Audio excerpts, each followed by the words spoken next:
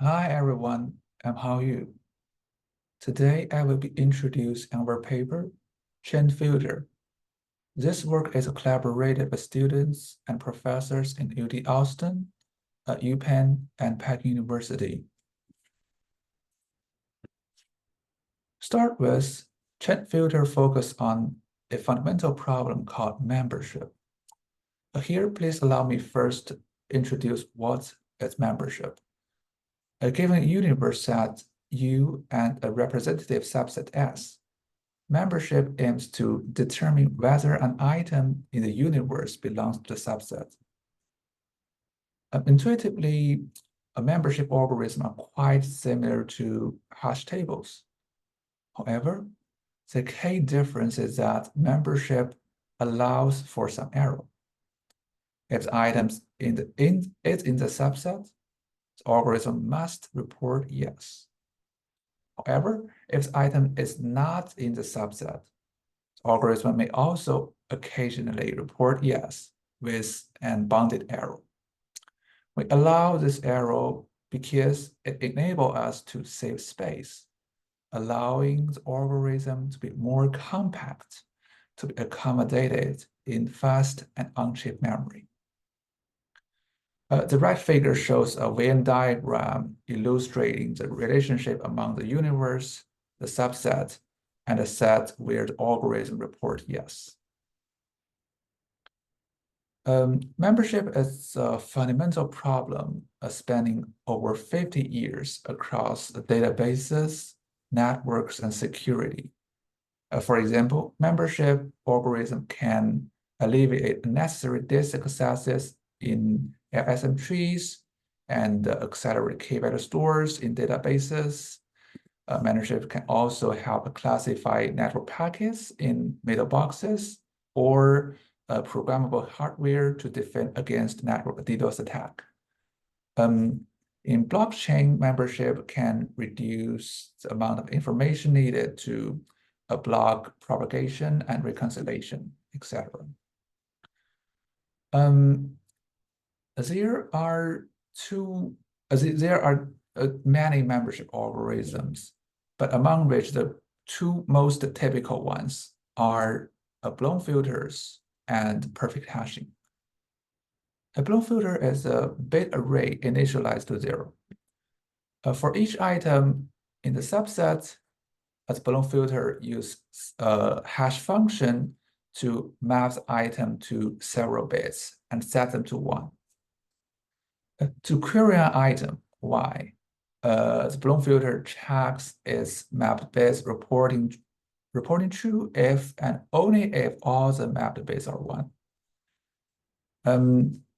Unlike blown filter, which encodes item only in the subset S, perfect hashing encodes all the items in the universe so that it can exactly distinguish items.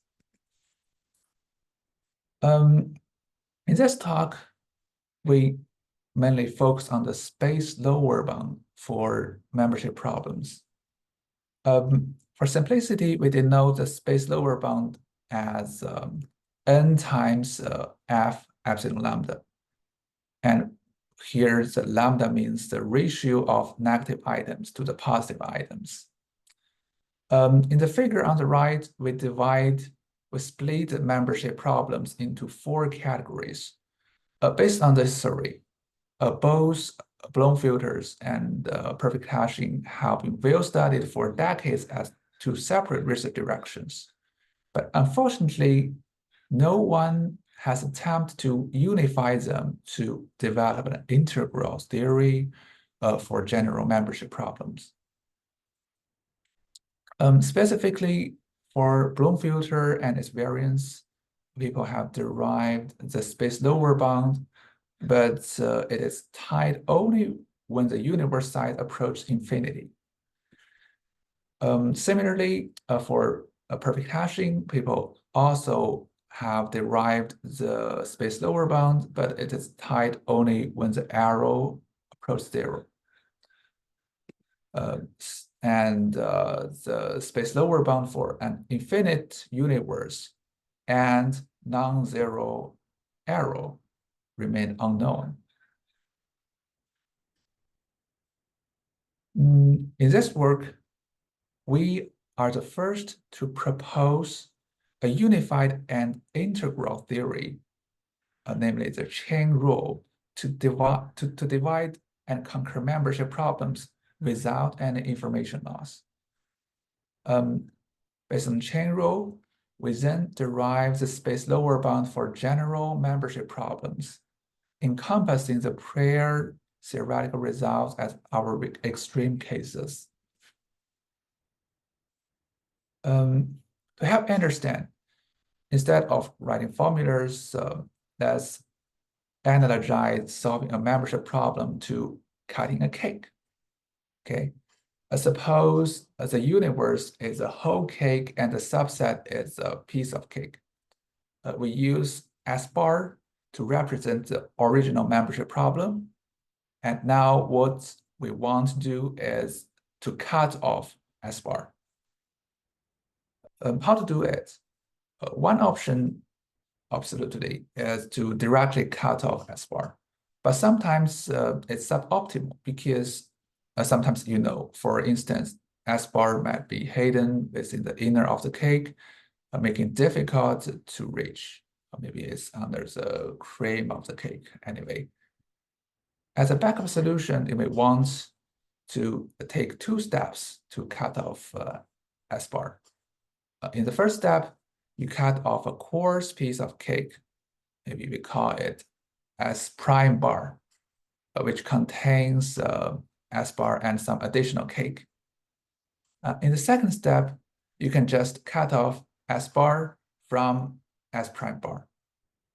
Similarly, in membership problems, we can also, we first use a coarse algorithm to approximately distinguish the items.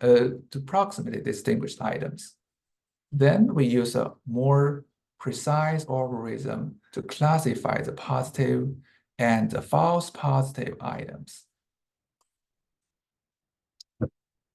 The previous analogy only explains that the decomposition is sufficient to solve the original problem. But what is really non-trivial in our paper is that the chain rule proves that the decomposition is actually lossless.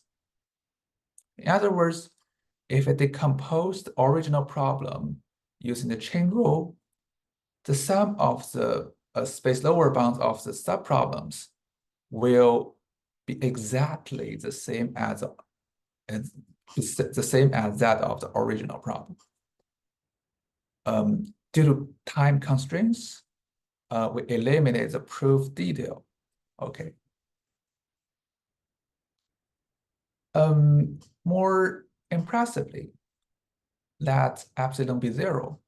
We find that the lower bound f epsilon lambda is exactly the subtraction of 2 known bounds.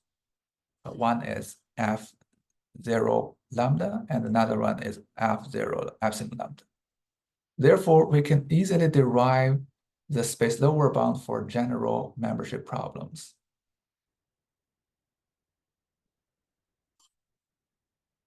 Finally, using chain rule, we propose ChainedFilter.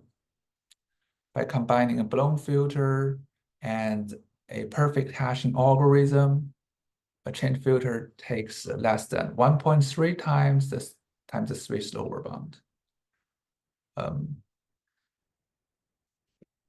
This 3D graph illustrates the space cost of the lower bound, the ChainedFilter, and the baselines.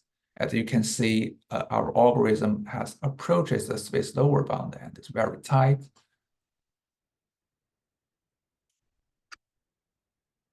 Okay. To summarize, first in this paper, we propose the chain rule theory, dividing and conquering membership problems without any information loss. Secondly, using the chain rule, we derive a space lower bound, which is the first time that bridges the gap between the Bloom filter types and perfect hashing types. Okay. If you're interested, please refer to our paper for our specific algorithm design and our applications and evaluations. Thank you for listening.